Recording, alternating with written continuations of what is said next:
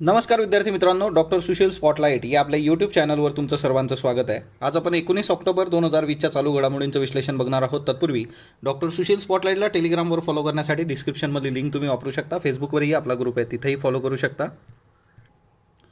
ज्या विद्यार्थ्यांना writing फोरमच्या ॲक्टिव्हिटीजमध्ये enrol करायचं असेल ते spotlight writing forum @gmail.com mail करून त्यासंबंधी इन्क्वायरी करू शकतात. IAS मेन्स करता GS प्लस SA आणि MPSC मेन्स करता SAचे 3 मॉड्यूल्स आहेत, इंग्लिश, मराठी आणि इंग्लिश प्लस मराठी. त्याच्यानंतर आजची जी पहिली न्यूज आहे ती संरक्षणासंबंधीची आहे. ब्रह्मोस क्षेपणास्त्र जे आहे त्याची आपण यशस्वी चाचणी केलेली आहे आणि नौदलाच्या वापराचं हे ब्रह्मोस क्षेपणास्त्र होतं, ज्याची चाचणी झालेली आहे काल 18 ऑक्टोबर रोजी. आता ब्रह्मोस जे आहे ती सुपरसोनिक क्रूज मिसाईल आहे. मराठीमध्ये याला पराध्वनिक क्रूज क्षेपणास्त्र असं म्हटलं जातं. नौदलाची जी आवृत्ती होती त्याची अरबी समुद्रामध्ये INS चेन्नई या विनाशिकेतून चाचणी करण्यात आली. म्हणजेच अरबी समुद्रात INS चेन्नई ही जी विनाशिका आहे तिच्यामधून हे क्षेपणास्त्र जे आहे ते सोडण्यात आलं आणि त्यांनी जे आहे ते अचूक लक्ष्यभेद केलेला आहे, त्याच्यामुळे ते यशस्वी झालेलं आहे. आता हा जो सगळा ब्रह्मोसचा घाट जो घातलेला आहे तो रशिया आणि भारत या दोघांनी, आणि याच्यासाठीची जी कंपनी आहे ब्रह्मोस एअरस्पेस लिमिटेड, तर ती BrahMos airspace limited company Bharat आणि रशियाच्या संयुक्त प्रकल्पासाठी गठीत करण्यात आली होती.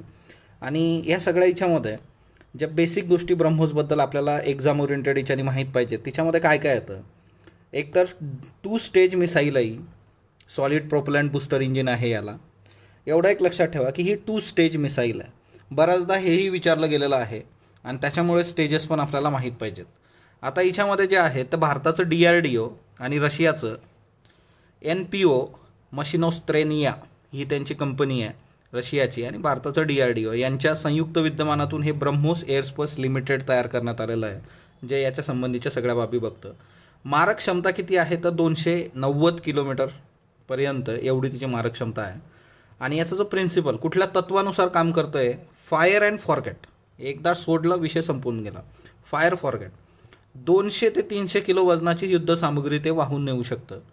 जमीन, समुद्र आणि सबसी म्हणजे लँड, सी, सबसी यावरून त्याचा वापर केला जाऊ शकतो.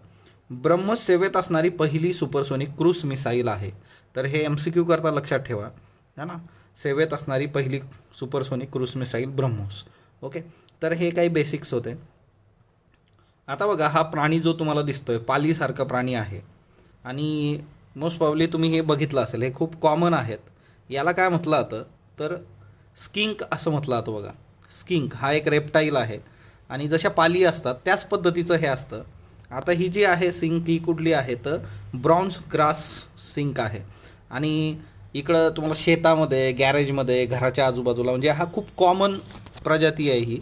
याला आमच्याकडं म्हणजे आम्ही लहान असताना ह्या प्रजातीचे जे काही दिसतात त्याला सापसुई असं म्हणायचो. आणि लहानपणी एक गंमत पण होती, या सापसुई जर जात असेल तर तिच्या शेपटीला जर कळंगडी लावली तर पैसे वगैरे मिळतात, असं लहानपणी आम्हाला कोणतरी सांगितलं होतं आणि त्याच्या मागे आम्ही धावायचो. तर ही जी सिंक आहे एक प्रकारची पालच आहे. झुऑलॉजिकल सर्वे ऑफ इंडिया जो आहे त्या झुऑलॉजिकल सर्वे ऑफ इंडियाने याच्या संबंधीचे काही आता जे ऑब्झर्वेशन्स आहेत ऑक्टोबर 2020चे ते प्रकाशित केलेले आहेत. पालीसारखा सरपटणाऱ्या प्राण्याच्या प्रजातीबाबत स्किंक जे आहे त्याची निरीक्षणं काय, तर भारतात त्याच्या 62 प्रजाती आहेत, 62. या 62 पैकी 57 प्रजाती ज्या आहेत, 57% प्रजाती म्हणजे एकूण 33 प्रजाती या प्रदेशनिष्ठ आहेत किंवा इंडेमिक आहेत. पर्यावरणामध्ये त्यांची महत्त्वाची भूमिका आहे. फक्त या प्रजातींबाबत, त्यांचं प्रजनन असेल किंवा इतर बाबी, त्याची खूप काही जास्तीची माहिती नाही आहे. कारण या ज्या प्रजाती आहेत यांना ओळखणं एक गुंतागुंतीची प्रक्रिया आहे, त्याच्यामुळेच यांच्याबद्दलचे खूप डिटेल्स आपल्याकडं नाहीत. परंतु स्किंक लिझार्ड किंवा स्किंक्स हा जो प्राणी आहे याच्याबद्दलचे हे बेसिक जे काही हे होते झुऑलॉजिकल सर्वे ऑफ इंडियाचे, तर हे आज द हिंदूला फ्रंट पेजलाच आहे ही न्यूज. महाराष्ट्र आणि मध्य प्रदेश, तर या दोघांचं कंपॅरिझन आपण केलेलं आहे याच्यामध्ये. कशाच्या बाबतीत, राष्ट्रीय महामार्ग जे आहेत तिच्यावर वन्य प्राण्यांसाठी तयार करण्यात येणारे जे भुयारी मार्ग असतात. म्हणजे आता राष्ट्रीय महामार्ग जो जातो तिच्यामुळे बऱ्याचदा काय होतं की हा राष्ट्रीय महामार्ग जातो आहे तर याच्यामध्ये हा जो अधिवास आहे प्राण्यांचा, वन्य प्राण्यांचा, हा फ्रॅगमेंट झाला. म्हणजे हा अधिवास पूर्णपणे होता, इथं कुठेही प्राणी फिरू शकत होते. परंतु हा मध्य रोड बनल्यामुळे काय होतं की हा अधिवास जो आहे तो ब्रेक झाला होता. मग आता असं होता कामा नये म्हणून या रोडच्या खालून भुयारी मार्ग तयार केले जातात आणि त्या भुयारी मार्ग प्राण्यांनी ह्या इकडून तिकडं जाण्यासाठी वापर केला जाऊ शकतो प्राण्यांद्वारे. महाराष्ट्रामध्ये जे भुयारी मार्ग NH7वर बनलेले आहेत, राष्ट्रीय महामार्ग क्रमांक 7. आता हा 7 महाराष्ट्रातून मध्य प्रदेशमध्ये सुद्धा जातो, म्हणजे मध्य प्रदेश महाराष्ट्र दोघी कॉमन आहे NH7ला. मध्य प्रदेशच्या तुलनेमध्ये महाराष्ट्राच्या वन्य प्राण्यांसाठीच्या भुयारी मार्गात अशी कोणती व्यवस्था नाही. कुठली व्यवस्था? जर तुम्ही मध्य प्रदेशचं मॉडेल समोर घेतलं तर ते आयडियल मॉडेल आहे. राष्ट्रीय महामार्गावरील वन्य प्राण्यांसाठीचे भुयारी मार्ग जे आहेत त्याच्या बाजूला त्यांनी आवाज प्रतिरोधक अडथळे ठेवलेले आहेत, अडथळे तयार केलेले आहेत, नॉईज बॅरियर. याचा खरं तर वापर कशासाठी होतो? एकतर वाहनांचा आवाज जंगलात कमी जातो आणि वाहनांच्या दिव्यांचा जो काही प्रकाशझोत आहे तो पण कमी होतो आणि त्याच्यामुळे वन्य प्राणी यशस्वीरित्या या मार्गाचा वापर करतात.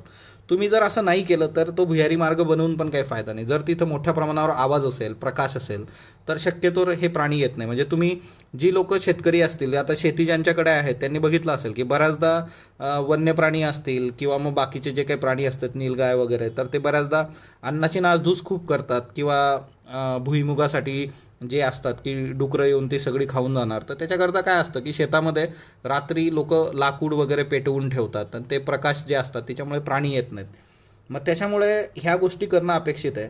महाराष्ट्रामधले जे भुयारी मार्ग आहेत तर ते इतके, म्हणजे त्याचं जे प्लॅन आहे तोच गडबडलेला आहे. त्याच्यामुळे तिथं काय झालेलं आहे, एकतर मोठे मोठे खड्डे पडलेले आहेत, तिच्यामुळे पाणी साचलेलं आहे आणि हा खूपच प्रॉब्लेमॅटिक आहे. तर वन्य प्राण्यांसाठी ते काही खूप प्रॉपर नाही आहे.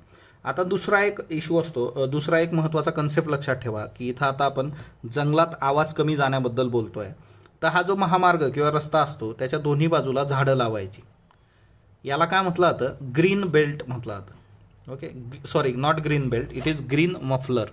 ग्रीन मफलर असं याला म्हटलं जातं. आपण कसं आता थंडी येते बघा, मफलर गळ्याभोवती, किंवा केजरीवाल जे आहेत ब्रँड ॲम्बेसिडर आपले मफलरचे, है ना, तर हे ग्रीन मफलर आहे. तुम्ही जर झाडं लावली रस्त्याच्या दोघी बाजूनी तर ही झाडं काय करतात, ही तुमचं फक्त एअर पॉल्युशन नाही, तो साऊंड पण ते ॲब्झॉर्ब करतात आणि जंगलामध्ये फार कमी साऊंड जातो.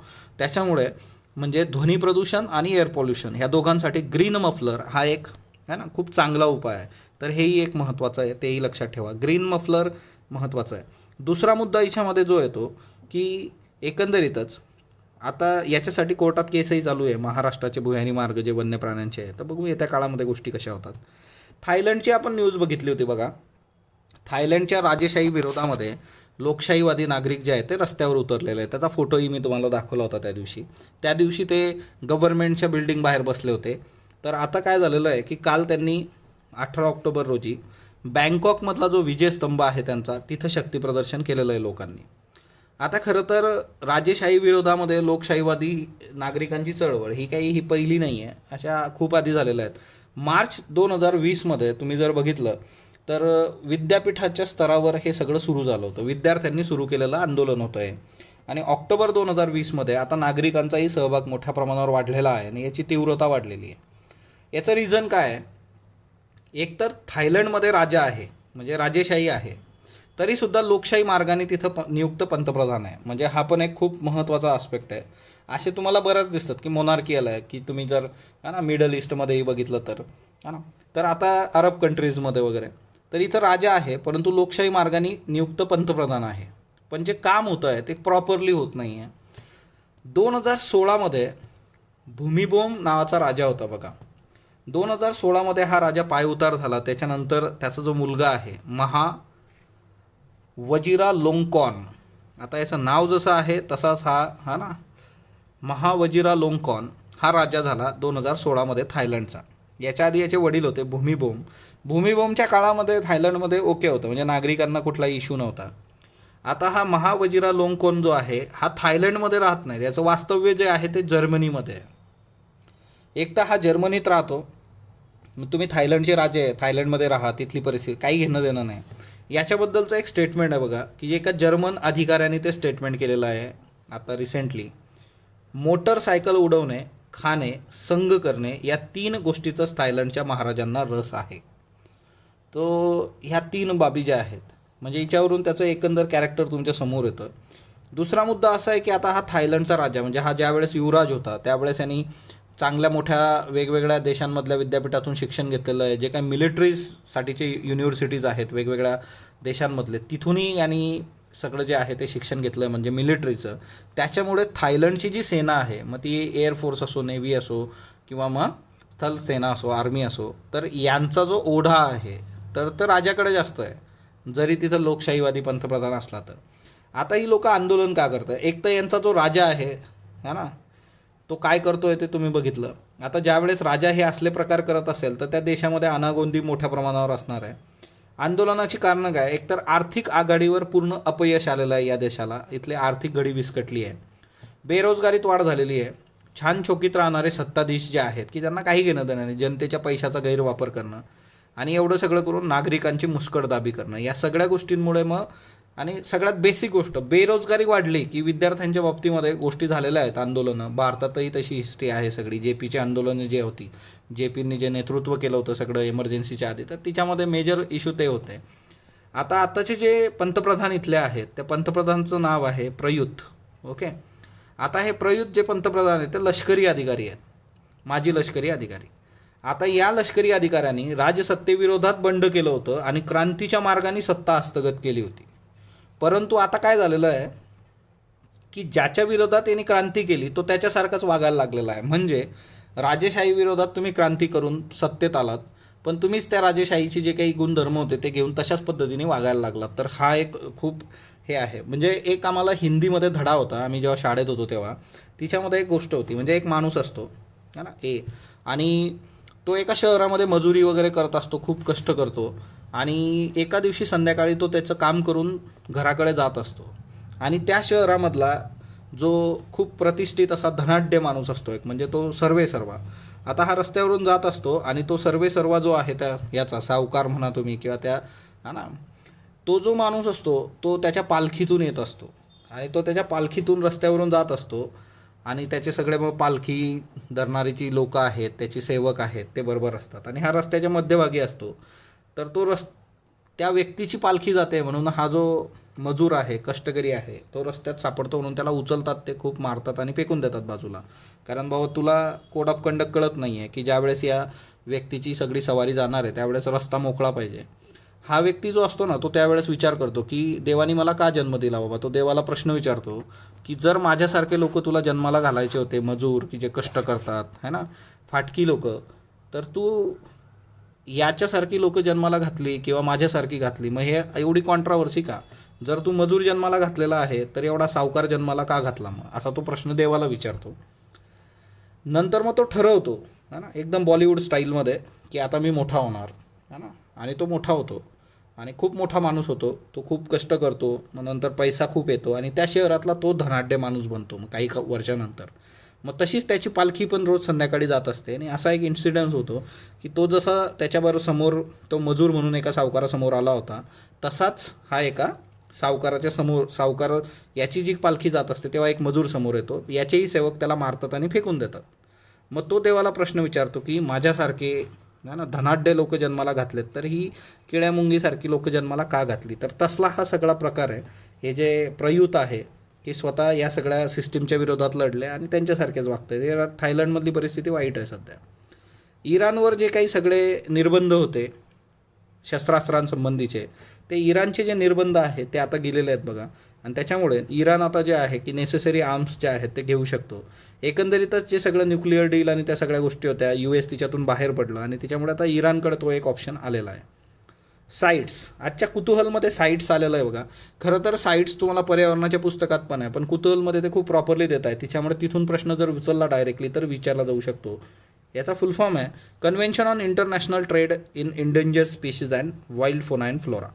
ठरावाचं वर्ष 1973, 1973मध्ये हा ठराव झाला होता. याचा उद्देश काय होता की या ठरावाच्या माध्यमातून निश्चित झालेल्या ज्या प्रजाती असतील किंवा अनियंत्रित वापरामुळे लुप्त होऊ शकतील अशा प्रजाती असतील, त्यांच्या आयात आणि निर्यातीवर नियंत्रण करण्यासाठी जे काही सदस्य देश असतील त्यांनी आपापल्या देशात आवश्यक कडक कायदे करण्याचं बंधन घालण्यात आलं.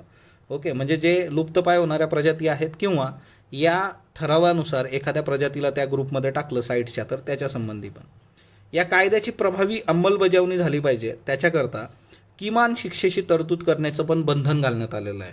आणि दुसरी महत्त्वाची गोष्ट की प्रत्येक देश हे जे निर्बंध आहेत किंवा हे जे कायद्यानुसार शिक्षा आहे ते अजून कडक करू शकतं, तशी तरतूद करण्याचं स्वातंत्र्य त्या देशांना देण्यात आलेलं आहे. ही परिषद दर 2 वर्षांनी होत असते बघा, आणि जेवढे सदस्य देश आहेत ते एकत्र येतात. भारताने साईटच्या ठरावावर 1980मध्ये स्वाक्षरी केली होती आणि त्याच्यानुसार वन्यजीव संरक्षण कायदा जो आहे आपला है ना, वाईल्ड लाईफ प्रोटेक्शन ॲक्ट, त्याच्यामध्ये सुधारणाही केल्या. 2008 ते 2010 या दरम्यानमध्ये जैवविविधतेचा ऱ्हास कमी करण्याच्या दृष्टिकोनातून संवर्धनाचा विचार देखील करण्यात आलेला आहे. तर हे एक महत्त्वाचं आहे की म्हणजे फक्त प्राणी प्रजातीपुरतं त्यांच्या आयात निर्यातीपुरतं मर्यादित न राहता संवर्धनाचा विचार याच्यातून करण्यात आलेला आहे जैवविविधतेच्या. आणि याचा पुढचा भाग म्हणून 2021 ते 30 या उद्दिष्टांमध्ये वन्य प्राणी आणि वनस्पतींच्या बेकायदेशीर आंतरराष्ट्रीय व्यापाराच्या नियंत्रणाबरोबर संवर्धन संतुलित वापर याच्यावर पण भर देण्यात आलेला आहे.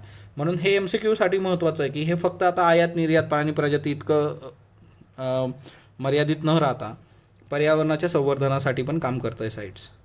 Post lockdown domestic workers in focus. आता डोमेस्टिक वर्कर जे आहेत ते पोस्ट लॉकडाऊन यांचे अधिकार आणि त्या सगळ्या गोष्टी समोर आल्या आहेत. हे काही सर्वे आहेत, घरात काम करणारी वगैरे जी लोकं आहेत, तर यांचा इश्यू काय झाला, लॉकडाऊन नंतर यांना लोकांनी कामावरून काढून टाकलं किंवा सांगितलं की बाबा येऊ नका 2 महिने 3 महिने. तो पगार यांचा गेलेला आहे. काही लोक फार बोटावर मोजणे आहेत की क्वचित लोक आहे की ज्यांनी यांचा विचार करून त्यांना पगार दिला असेल. पण बऱ्याचदा म्हणजे बाहेर जाऊन 10 रुपयाची वस्तू 100 रुपयाला घेणारा माणूस मग त्यावेळेस माणसाची किंमत करत नाही.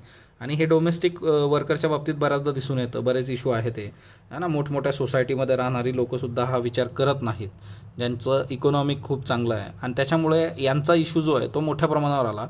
बऱ्याच लोकांना अजून जॉब पण मिळालेला नाही आहे आणि त्याच्यामुळे यांचे सर्वे येतात. आणि सगळ्यात मेजर इश्यू असा आहे की जॉब सिक्युरिटीचा तर प्रश्न येतच नाही या सगळ्या याच्यामध्ये. पण सर्वात बेसिक गोष्ट जी आहे की हे जे डोमेस्टिक वर्कर्स आहेत तर यांच्याही अधिकाराचा विचार झाला पाहिजे. तर त्यासंबंधीची चर्चा आता सुरू झालेली आहे. दुसरी महत्त्वाची बाब, हे जे आता हंगर इंडेक्स आली, ग्लोबल हंगर इंडेक्स, त्याच्यामध्ये भारताचं काही खूप चांगलं नाही आहे. आता कंट्रीचा आपला भारताचा स्कोर जो आहे तो 27.2 आहे की जो सगळ्या ब्रिक्स देशांपेक्षा कमी आहे ना. आणि त्याच्यानंतर दुसरा महत्त्वाचा इश्यू जो आहे याच्यामध्ये की मी तुम्हाला सांगितलं होतं की हे निकष जे असतात त्या निकषचा पण इश्यू असतो. याचं क्रिटिसिझम काय होतं की ह्या याच्यामध्ये जे काही स्कोअर काढताना तुम्ही जेनेटिक्सचा विचार करत नाही किंवा सोशल डिटर्मिनंट्सचा विचार करत नाही. बघा, हे 2 महत्त्वाच्या गोष्टी आहेत की हंगर इंडेक्सच्या बाबतीमध्ये तुम्ही जेनेटिक्स अँड सोशल डिटर्मिनंट्स, तर याचा विचार करणं गरजेचं आहे. तो केला जात नाही.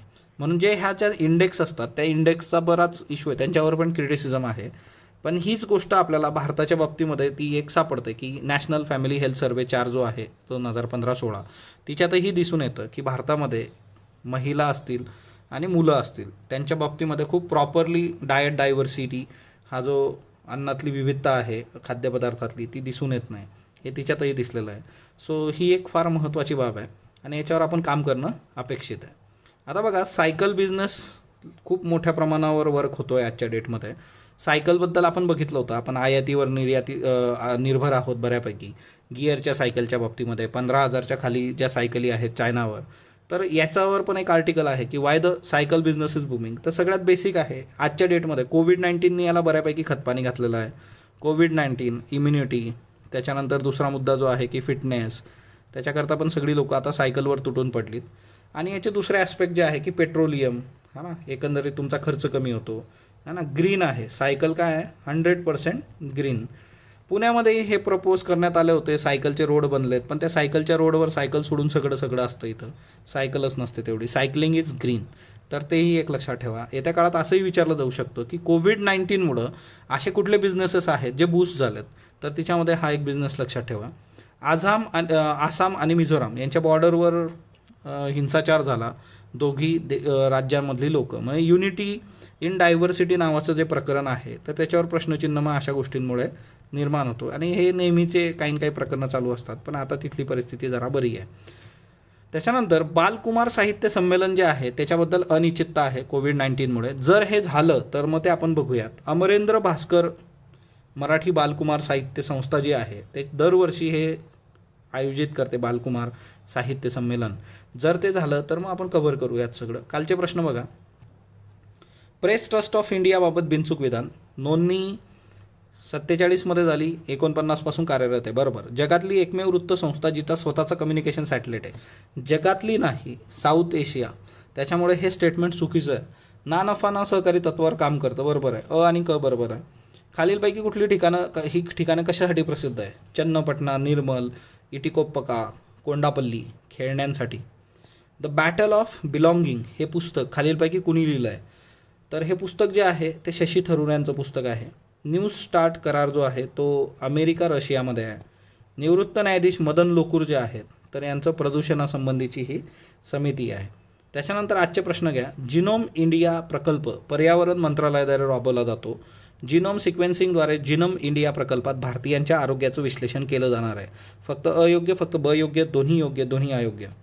जागतिक भूक निर्देशांक जो आहे 2020 बाबत बिनचूक विधान निवडा. 107 देशात भारताचा क्रमांक 94 आहे. उपासमारीच्या बाबतीत भारत गंभीर प्रवर्गात गणला गेला आहे. जागतिक आरोग्य संघटनेतर्फे हा निर्देशांक प्रकाशित केला जातो. फक्त अ क, फक्त ब, अ ब. त्याच्यानंतर जसिंडा ऑर्डन यांची न्यूझीलंडच्या पंतप्रधानपदी फेरनिवड झाली आहे. करोना संसर्ग रोखण्यात जसिंडा आर्डर्न यांची भूमिका त्यांच्या फेरनिवडीकरता प्रमुख मानली जात आहे. फक्त अयोग्य, फक्त ब योग्य, दोन्ही अयोग्य. इंदिरा रसोई योजना खालीलपैकी कोणत्या राज्याशी संबंधित आहे? गुजरात, राजस्थान, उत्तराखंड, उत्तर प्रदेश. अक्कीथम अच्युथन नंबूथिरी यांच्याबाबत बिनचूक विधान निवडा. महाकवी म्हणून संबोधले जाणारे केरळचे शेवटचे कवी, ज्ञानपीठ पुरस्काराचे मानकरी. फक्त ब, दोन्ही यापैकी नाही. याचे उत्तर तुम्ही कमेंट बॉक्समध्ये देणार आहात. स्पॉटलाईटला जो तुम्ही प्रतिसाद देता त्याबद्दल मी आपला आभारी आहे. स्पॉटलाईटला लाईक करा, शेअर करा, सबस्क्राईब करा. धन्यवाद विद्यार्थी मित्रांनो.